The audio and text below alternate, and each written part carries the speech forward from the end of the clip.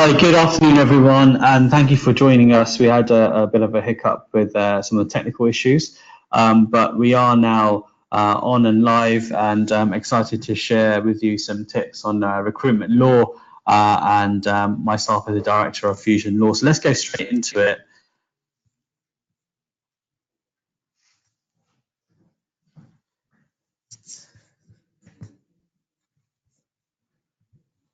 So starting off, just to give you an overview of what we will be discussing. So a brief overview of Fusion Law. We're a legal consultancy company that specializes purely in recruitment law, but also other areas. But we have a dedicated recruitment legal arm to our bow, if you like. So a brief background about myself. I trained as a barrister. I am a qualified solicitor, and I specialize in employment law, commercial and corporate.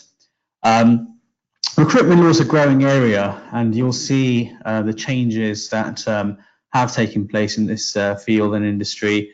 And we'll go through that in due course, and then we'll tell you a bit more about what we can help with in terms of a legal health check. And just a disclaimer, not to use this presentation as legal advice, as of course, as you know, each matter depends on its own facts and circumstances.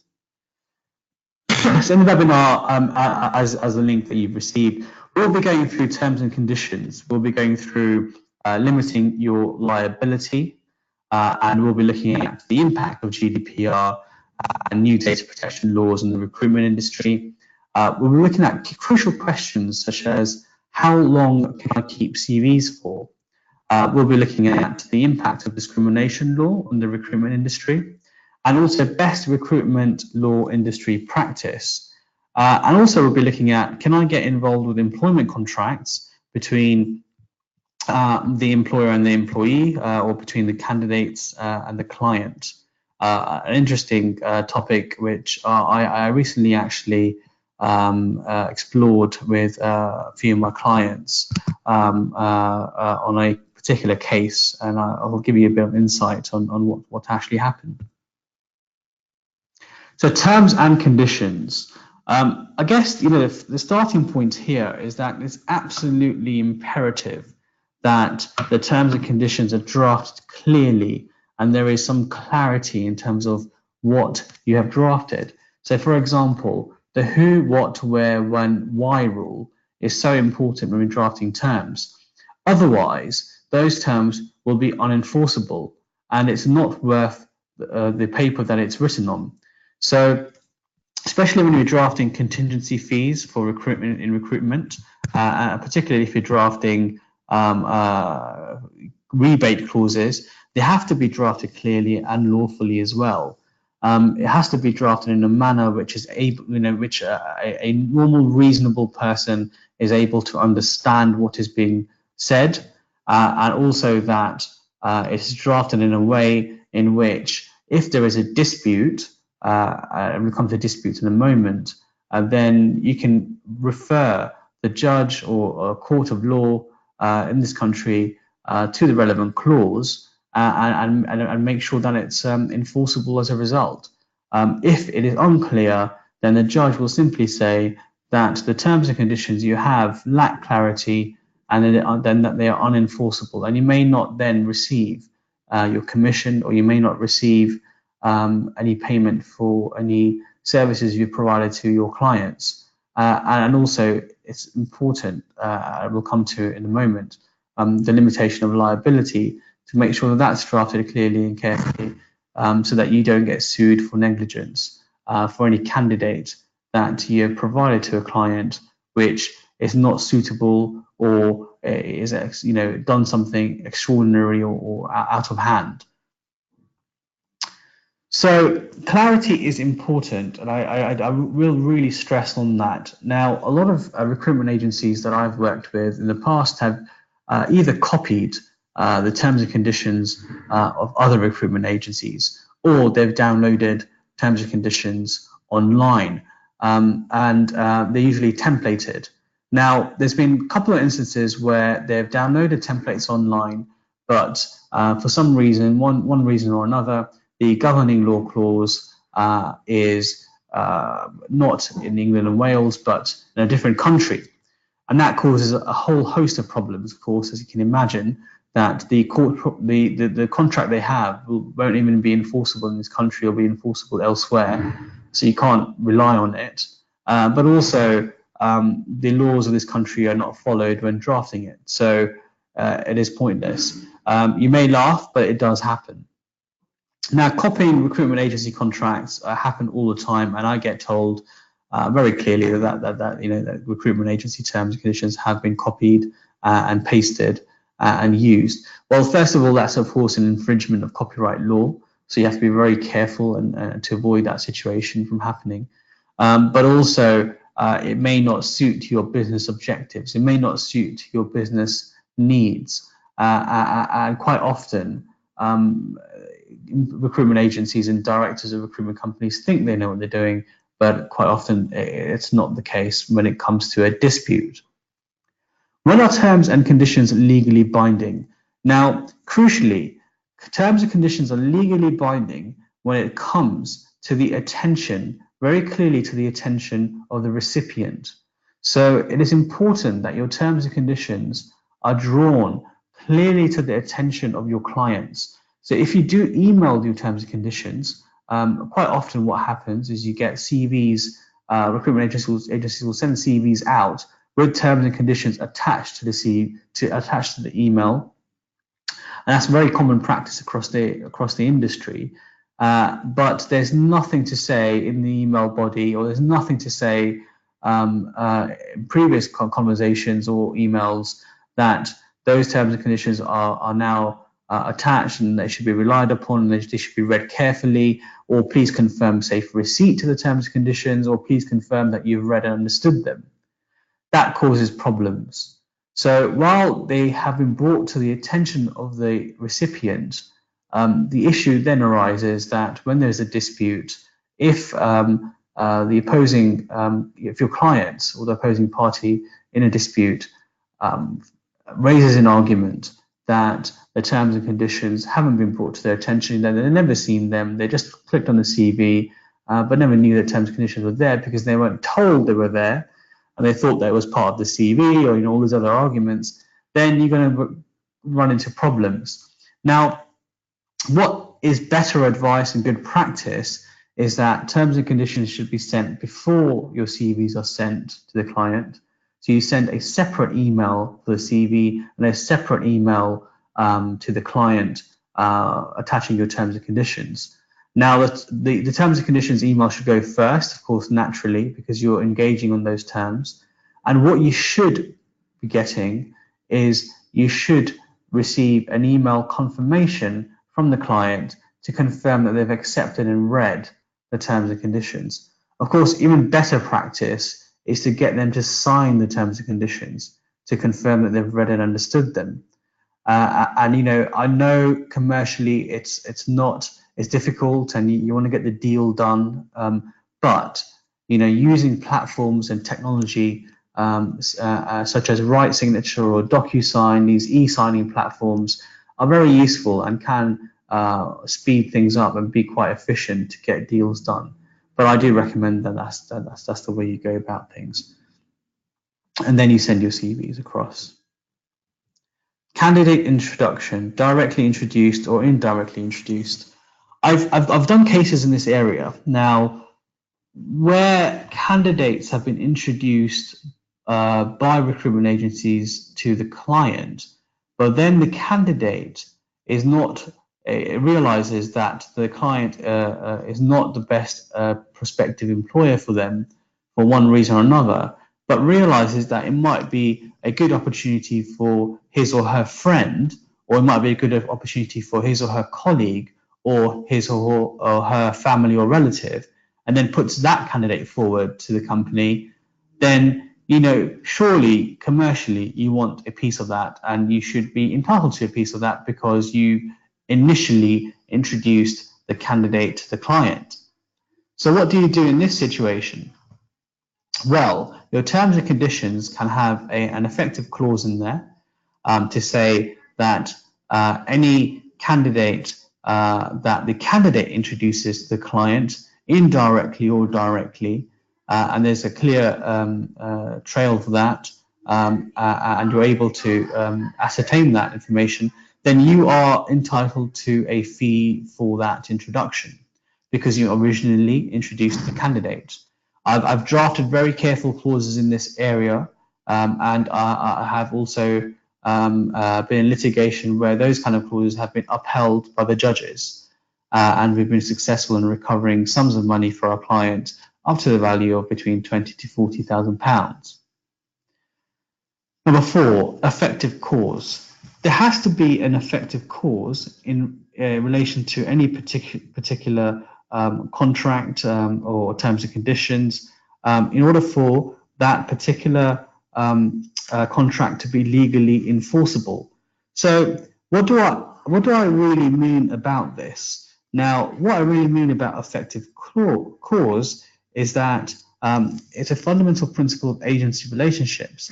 So ordinarily, a recruitment agent can only demand a fee if there is an effective cause of the candidate being hired. Now, usually this is going to be quite obvious in the facts of a particular case, since I guess the recruitment agent will usually have ascertained the client's requirements, what type of candidate they need, when they're available for an interview, how much salary to give, what the expectations are of the role, location, experience, expertise, that kind of stuff. So if you've already established that, then you're giving effective cause to the contract, and therefore it will be valid. But you have to be able to show that you've done at least those things. So it's important that from an evidence point of view, that you have all of that down in writing. Thank you for confirming salary expectations to be X and the location to be X and the experience you're looking for is X. And it kind of goes a long way in terms of managing expectations. Naturally, in terms and conditions, you will write a clause to say that the effective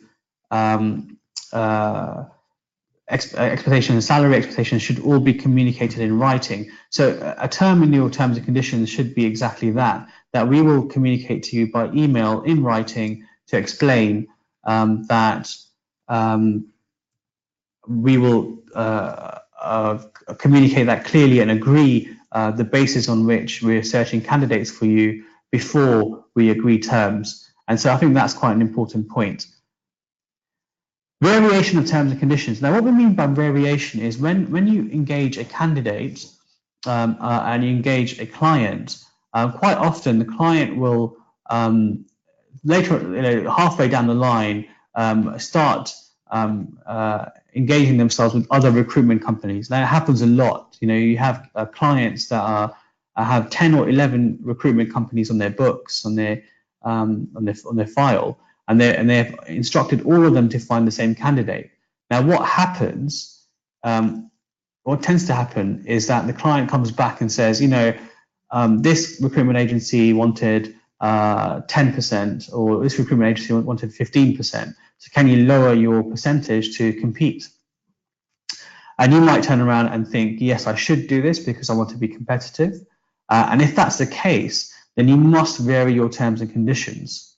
And the best way to vary that is to do it in writing by email. And your terms and conditions must have a clause in there to say that we will vary terms in writing. On the other hand, you may only come to realize that this client has 20 other recruitment agencies looking for the same candidate. And so point number 6, exclusivity, is also an important term, and you can vary the contract while you're engaged with the client. You can vary the contract to get exclusivity. Now, what do we mean by exclusivity? Exclusivity means that you will be the only recruitment agent sourcing that candidate for the client, and no other recruitment agent can get involved. Now, this particular term in your terms and conditions, and this particular term when you send it by email, if it happens during the course of your engagement with the client, has to be drafted carefully, because it can otherwise be foul of competition rules and the Competition Act. So it's very important that exclusivity is drafted carefully, and of course we can help in that area, but you can commercially get exclusivity. So I talked about evidence and getting everything in writing, and I think that's quite fundamental.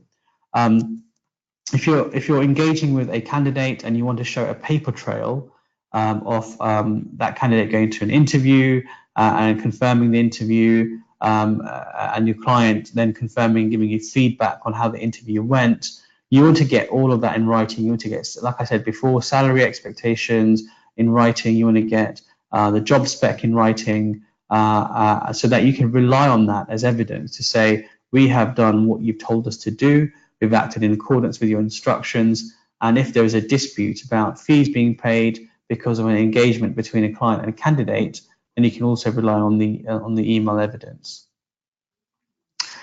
The other question I commonly get asked, and I always advise clients, when I say clients, I mean recruitment agencies, is that do I need terms and conditions with the candidate directly? It is advisable that you have terms and conditions with the candidate. Now, it's not, I completely understand that it's not common practice to do so in the industry, and it's only terms and conditions you have with the client. But what happens when the candidate has, there's various situations where you can actually bring a claim against the candidate, or you want to bind the candidate as well in terms of recruitment. Now, the first thing is you can get exclusivity with a candidate as well as a client. So you can be the only recruitment agent for that candidate, and you will be the only one sourcing a potential employer for that candidate. So you can have exclusivity as an example. But also, you can have terms and conditions with the candidate to say you are the CV that you're sending is correct, it's factually correct, it's not misleading. The expectations you've told us are not misleading. What you're looking for is not misleading. Your qualifications are correct. If there's qualifications requirement, that you're fully regulated. If there's a regulatory requirement, or that they don't have any other issues, and they confirm that in writing that what they're saying is correct and not flawed. And you've kind of done your due diligence by, and you can even bring those terms to the attention of the court if, for example, the client has a dispute with you or your clients about the candidate that you've selected for them. You can then bring the terms and conditions with the candidate to the attention of the court or to the attention of the client to say, look, we've got terms and conditions quite clearly with this person, and we're really happy and content with what they've said, and they've also signed an agreement to that effect. So terms and conditions with candidates are important. Also GDPR. I'll come to GDPR in a moment, but data protection clauses in terms and conditions with the candidate to say, for example, that you're happy for us to hold a CV for X amount of days, and that you will let us know when you've got a job with someone else. You will let us know how long you want us to hold your CV for. Fundamental things. Issues with settlement agreements. Now, quite often, an employee will be engaged with a new employer or one of your clients, and quite often they will things haven't worked out for whatever reason, and within a say 2-month period or 1-month period, they decide to leave and they sign a settlement agreement with the employer. Now, what happens is that a settlement agreement will mean it's almost a gagging agreement where they will not speak about it to anyone else, and that includes you. So you will not know if the candidate's left, the client then stops paying you, and there's been issues where the client or the candidate can't talk about it, and you then go to court, and then they disclose the settlement agreement to the judge, and the judge can't talk about it with you, and there's issues and around that. So, although we can get around that in the court process, and we have done so in the past, you need to cover this off in your terms and conditions, and it has to be drafted carefully to say that you will let us know if there's a settlement between you and the candidate. Things you may not be aware of. Limiting your liability, okay, very important. So your terms and conditions must have a limitation of liability clause in them. Now, this is to prevent the risk where a client's engaged a candidate and there's an issue around negligence. They've said that you have performed poorly. You've told us the candidate is X, Y, and Z, but clearly when the candidate came on board and we hired them, they're doing the opposite, or they are not the person you told us. First of all, you need to limit your liability. So you should get professional indemnity insurance, and hope you have. And if you have, then you should cap it to the amount, especially the amount of the insurance contract. But the first point, to help you with a negotiation, I would cap your liability to the fee that's being paid to you. Okay, so that's the amount of money that the client is giving you for sourcing and hiring the candidate, and it should be for actual fees received. You may spread your payments over 3 or 4 months, which is quite normal and practice in the recruitment industry. But if they've paid you X amount month one, then you can only be liable for that amount. So I would recommend that as a first approach. Now, some clients are quite sophisticated. They'll have in-house legal teams, and these kind of clauses will be challenged. And if they are challenged, then you should never cap it to an amount over and above your insurance policy. So that's the position on that. Number two, you need to ensure that your commission is best protected. And again, this comes down to ensuring that your clauses are properly drafted, to say that if the candidate does leave within a certain time period, then you are able to still get your commission from the client. If it's over 3 months, then you can get the full commission back, and that you will do what you can to source other candidates for the client within a specific period. That is held up on recent case law, and I can confirm that's the case, and we've done a few cases in this area, but the clauses have to be drafted carefully and in accordance with what the judges have required. What happens if a client wants to change their commission while you are searching? Well, a client can change their commission while you are searching for a candidate, but again, that has to be done effectively in writing, agreed by both parties, and in accordance with the terms and conditions. We talked about rebate period. Now, poor candidates. Now here, this is about leaving the liability where it should be. Now, you should draft very careful clauses to say that your clients that you engage with have to do their due diligence on the candidates. So they would, in the terms and conditions, you need a clause in there to say you will do the interview properly, fairly, in a manner that is appropriate to industry standards.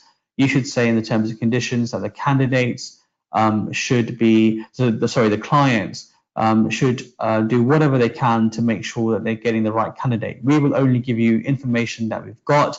We're simply making an introduction, and the rest of it is down to you. That's what your terms and conditions should be saying. And if it doesn't say that, it needs to say that as soon as possible. So that will help with you limiting your liability, because essentially it's only fair that if your clients are responsible for who they hire, all you're doing is making the introduction.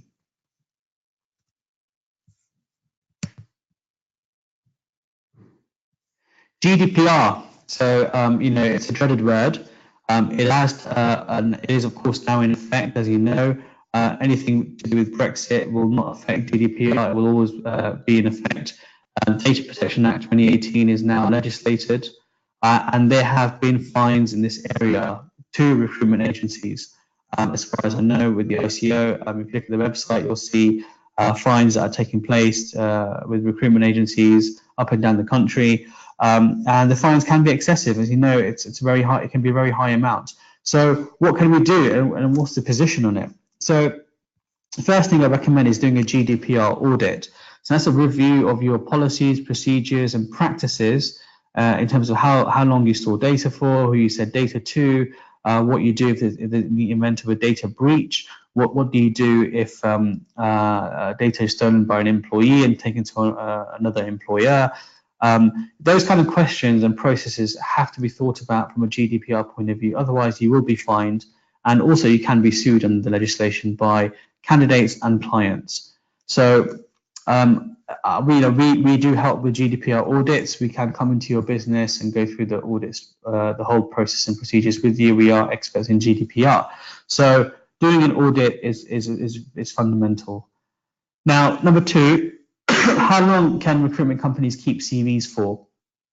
The answer to that is as long as you necessarily need to have them. So if you are engaged with a candidate and they've said, I want you to find this potential employer within a period of 2 months, then you're allowed to keep it for 2 months. If they told you that they've now found a new employer and they moved on and you haven't sourced that new employer, then you can't keep the CV. You have to delete it from all of your data. You delete it completely, because otherwise that's personal data. CV has a lot of personal data and a lot of personal details of candidate, and if that's in breach, and if you hold it for long as you longer than you need to, then you'll be in breach of the GDPR rules. And what I recommend is re-permissions. They're quite important. So quite often candidates won't tell you that they've now moved on and found an employer, and quite often clients won't tell you that they don't need a candidate anymore. So I think it's important for you to do this practice every 2 months, and to send an email out to candidates to say, look, how are things going? And you may do this already. How are things going? If you still want us to do a search for you, then please confirm that you're happy for us to keep your CVs on file. So that is possible to do, and you should do that as best practice. References. Just remember, references consent is now required of candidates before references are given to clients. I know recruitment agencies don't tend to get involved in references, but if you do, remember that written consent is now required from candidates before references are provided to new prospective employers. Candidate has to say that they're happy for references to be sent. Again, this is something you can keep in your terms and conditions to say that they're giving you consent, but the consent has to be quite clear and unequivocal. So you have to mention in the terms and conditions or by email, which attach the terms and conditions, to say, we've got your references from X, Y, and Z, and we will be sending these particular references X, Y, and Z to new clients. Are you okay with that? And quite often you have to mention the client names. So if you're sending it to a particular client, candidate has to be comfortable that their references are being sent to that particular client. If you haven't done so already, 4, 5, and 6 are important to comply with GDPR. You should have a privacy notice by now, and you should have a privacy policy for your website. And what these documents do is they explain how you're storing data, how long you're holding it for, who the data protection officer is, the reasons for processing data, and the conditions on which you will respond if there's a data breach, and the conditions under which you keep data and process it or act as a controller. Data protection officer role. You should have a data protection officer because you deal with high level data, and quite naturally you'll have a lot of data that now and then. It's quite important that you have a data protection officer role in place. You can outsource that. For example, these officers are quite often outsourced to us, and we act as the data protection officer for compliance purposes. So discrimination law in the recruitment industry. As you may know, discrimination law is outlined under the Equality Act 2010. It's quite an important legislation, and it deals with how you shouldn't discriminate based on a protected characteristic. And that could be race, gender, disability, sex discrimination, and you as a recruitment agent have to be well aware of these rules, because it does affect you when you're sourcing candidates for clients, and you have to try and spot where things can go wrong. So under the Equality Act, it is unlawful, except in certain circumstances, for employers to ask about a candidate's health. So if employer asks about a candidate's health, and you have to try and find out how healthy they are, or if they suffer from any conditions, then you're in breach of the Equality Act, as well as the employer being in breach. So both of you will be in breach, and you could get sued for it. And discrimination claims in the county court or in the employment tribunal are uncapped. There's no cap on how much compensation a candidate can receive. Now, in the recruitment process, it is also unlawful for an employer to discriminate against a disabled person. So it naturally follows on from what I just said, just being aware of those rules and making sure that they don't fall foul. The case of Meister and Speech Design Carrier Systems is an ECJ case which was delivered in, I believe in 2012. The question for the ECJ, the European Courts of Justice, was, can an unsuccessful job applicant demand that the prospective employer provide him or her with documents about a successful applicant? The answer was no such duty can arise for one of your clients to do that, but it can be discriminative if you don't do it. So you have to be very careful that there's no discrimination elements when you're considering those kind of questions.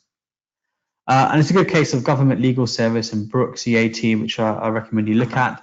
And that deals with a very similar sort of point of law that we've just discussed about making sure that you don't disclose certain aspects of a person's disability to a potential client, and to do so would be against the law. So, I recommend that you also have a look at that case law. It is a recent ruling in 2017, and it gives you good insight into the area we've just discussed. But essentially, I mean, this case looked at multiple choice assessments which were taken by an applicant that had Asperger's syndrome, and you can't give an assessment or an IQ assessment or those sort of online psychometric tests to someone who suffers from a disability, because that will be disability discrimination, and would be unfair. So those kind of things are also things that you should be aware of and look at, watch out for when speaking to clients and advising them. So I'm just giving you some tips on best recruitment industry legal practice, as I promised. So number one, don't send a speculative CV without engagement with the employer. I mentioned that in the beginning. Always send your terms and conditions first before sending your CVs. Don't attach the terms with the CV you send because you haven't engaged with the client yet. Always engage with the client first, then send the CVs out. Always maintain proper evidence of terms of business acceptance. Emails are key. Just a point on non-solicitation clauses with your own employees. Now, if you hire an employee and they've have a whole list of data of candidates and they have a whole list of data of your clients, you can prevent them from taking those clients and candidates over for a period of between 6 to 12 months. We'll look at the circumstances of each employee before deciding whether it should be 6, 12, or even higher in accordance with the law. But essentially, you can prevent them from taking that business away from you, and that can be done in two ways: a non-solicitation clause in their employment contracts, a non-compete clause if it's relevant and restricted to a particular geographical location or industry, if it's a very niche industry, for example, and looking at things like confidentiality clauses and data protection clauses, which they can be in breach of if they take that data. I've done cases in this area. I've been very successful in recovering sums of money, but it is also important to make sure that your employment contracts have those clauses in them. Talk about clear and precise terms and conditions, having terms with candidates as well as clients, and ensuring that you're compliant with GDPR. All good and best advice for you guys. So I'm just going to wrap up about how we can help you, because being a recruitment legal expert, we know the case law is ever changing in this area, especially when it comes to rebates and commission clauses. We've done cases day in and day out in this area. Sometimes we do these cases under an authorized legal practice for contingency fees, and we would charge a percentage of what we can recover. That can happen with an authorized practice. And we can help you in that area. So a legal health check and audit, what can we offer you? So for £750 plus VAT, we can provide you a full legal health check and audit. And that's available for before this month end, so end of January. If you're interested in this and you've heard what we have to say today, and you think, oh, I should look at my terms and conditions, I should look at my employment contracts, I should get it reviewed by a qualified lawyer, having a glance over it, who's a specialist in the recruitment industry, then only for £750 plus VAT a month, we will do all of that. We'll review your terms and conditions of business. We will review all your employment contracts and staff policies. We will review your GDPR policies and procedures. We will review your general policies and procedures, and we will provide you advice on your current processes. And we're happy to look at things like shareholder agreements. We do corporate work, so we're happy to look at articles of association, director service agreements. If there's any corporate documentation we need to look at, we will also include that in the health check.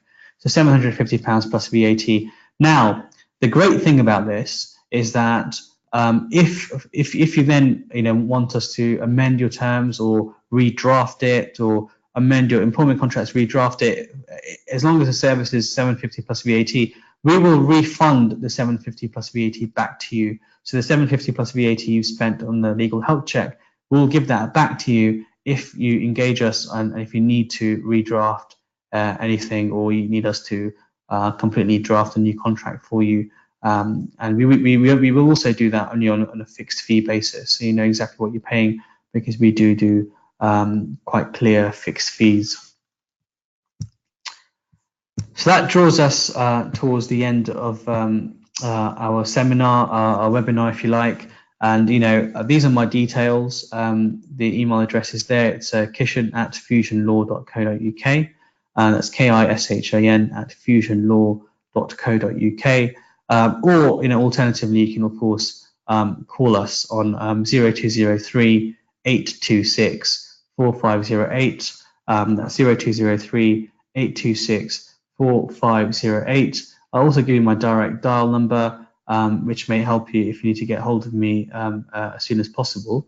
Then my direct dial number is 0203 908 4874. That's 0203 908 4874. And I'm happy to answer any questions you have once you call me. So thank you for listening today. I hope that's been helpful. There's a lot that we've covered, a lot of ground that we can also cover further.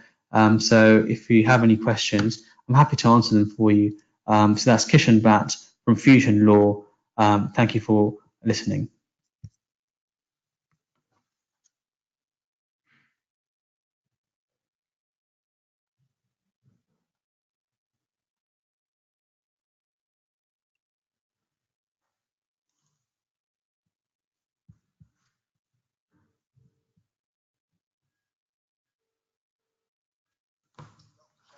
Hi, right. So how do I turn it off? I just click X.